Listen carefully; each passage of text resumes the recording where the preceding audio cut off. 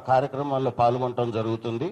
ఈ రోజు ముఖ్యంగా మీ అందరి సమయం తీసుకోవడానికి గల కారణం, మీ అందరి ముందు వచ్చి ఎప్పుడూ మాట్లాడని మేము ఈ రోజు మీ ముందుకు వచ్చి మాట్లాడటానికి ముఖ్య కారణం, ఒక వ్యక్తి మాతృ సమానురాలైనటువంటి ఎవరికైనా మన ఇంట్లో ఆడవాళ్ళని ఎప్పుడైనా సరే నువ్వు ఢీ కొట్టదలుచుకుంటే మగవాళ్లతో, నీకు సరి సమాన వాళ్ళతో ఢీ కొట్టాలి. అసలు నువ్వనే ఒక వ్యక్తికి నీ 2-3 బజార్ల తర్వాత నీ ముఖం ఎట్లుంటుందో తెలియని వ్యక్తికి ఆ రాష్ట్రంలోనే కాదు దేశంలో ఎంతో ప్రాముఖ్యత పొందినటువంటి ఒక నట విశ్వరూపం మా నందమూరి తారక రామారావు గారిని మాట్లాడి వారి కుటుంబం గురించి మాట్లాడే స్థాయి అనేది. ఆ అమ్మ ఏం చేసింది నీకు? ఆ అమ్మ గురించి ఎందుకు మాట్లాడాల్సి వచ్చింది? ఒక మంచి నటుడిని కన్నది, ఒక మంచి నటుడుగా అతన్ని తీర్చిదిద్దింది, ఒక మంచి కళాకారుడుగా తెలుగు వారి పేరును నిలబెట్టే ఒక కళాకారుడుగా తయారు చేసి ఈరోజు మనందరికి ఇస్తే అది గర్వకారణమా లేకపోతే ఇంకేమన్నా? నువ్వు మాట్లాడేది ఎప్పుడు మాట్లాడుతావా? తెల్లవారుజామున 3ంటికా? సినిమా ఇంకొక గంటలో రిలీజ్ అయ్యేటప్పుడు ఫోన్ చేసి బెదిరిస్తావా? ఎవరిని బెదిరిస్తున్నావు? మా నందమూరి తారక రామారావు గారు మాకు నేర్పించింది ఏంటి అంటే, ఎవరో ఏదో మాట్లాడుతూనే ఉంటారు, మన పని మనం చేసుకుంటూ పోవాలి.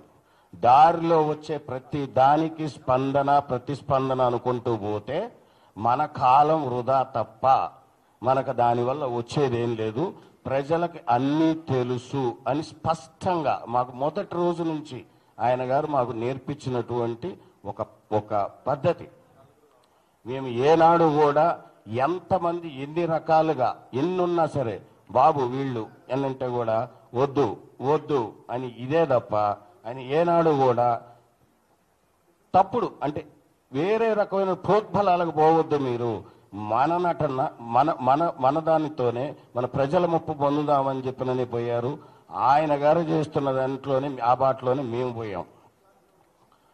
ఇప్పుడు ఈ మిస్టర్ ఎమ్మెల్యే ప్రసాద్ అనేవరైతే ఉన్నాడో,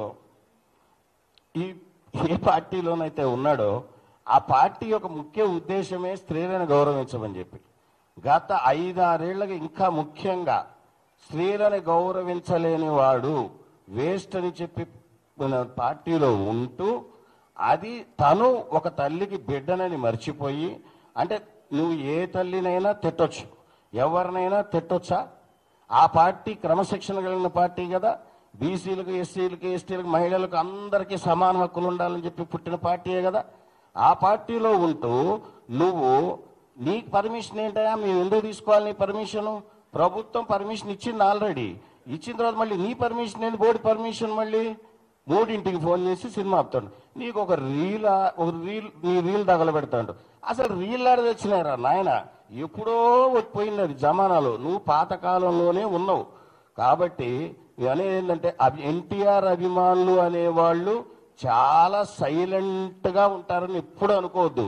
కానీ మా ఓపికకు కూడా ఒక సహనం అనేది ఉంటుంది.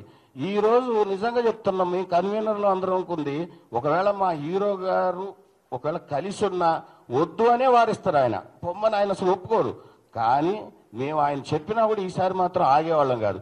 ఇక గుర్తుంచుకోండి, చాలు 25 ఏళ్ళు ఆయన్ని ఎన్ని రకాలుగా ఇబ్బంది పెట్టాలనో ఎవడో ఒకడు తల్లా తోక ఉండదు. వాడు 5 ఏళ్ళు ఉంటాడు, తర్వాత పీక్తాడు. ఎటు పోతారో వాడికే తెలియదు. వీళ్ళందరూ మోపవుతారు. ఎప్పుడు వీడు పోతే ఇంకోటి వస్తాడు. ఏనా ఇదంతా? మీరు ఎప్పుడో ఒకటి గుర్తుంచుకోండి, తెలుగుదేశం పార్టీలో ఉంటూ ఒక క్రమశిక్షణ కలిగిన నాయకుడిగా ఉంటే ఉండు, లేదు అంతే. అసలు నువ్వు ఢీ కొట్టలేని వ్యక్తితో ఢీ కొట్టాలని అనుకుంటే మాత్రం ఆ బజార్లో కూడా నువ్వు తిరగలేవు. ఇంకోటి, నువ్వేదో సినిమా వేస్తే కాల్చేస్తా అంటున్నావు. ఏం కాలుస్తావు? నీ ఊర్లోనే కాదు, నీ ఊరు చుట్టుపక్కల ఉన్న అన్ని థియేటర్లలో ఈసారి ఎన్టీఆర్ గారి సినిమా పడుతుంది. వాపు చూద్దాం. ఆయన మీ ప్రభుత్వం పర్మిషన్ ఇస్తే నీ బోర్డు పెత్తనం ఏది? మళ్ళీ మధ్యలో నీ పర్మిషన్ ఎందుకు తీసుకోవాలా? ఎవరి కోసం తీసుకోవాలి? మరి ప్రభుత్వానికే చెప్పాల్సి ఉండే, నా ఊర్లో కుదరదు ఎన్టీఆర్ గారి సినిమా వేయొద్దని చెప్పి నువ్వు ప్రభుత్వానికి చెప్పుకోవాల్సి ఉండే.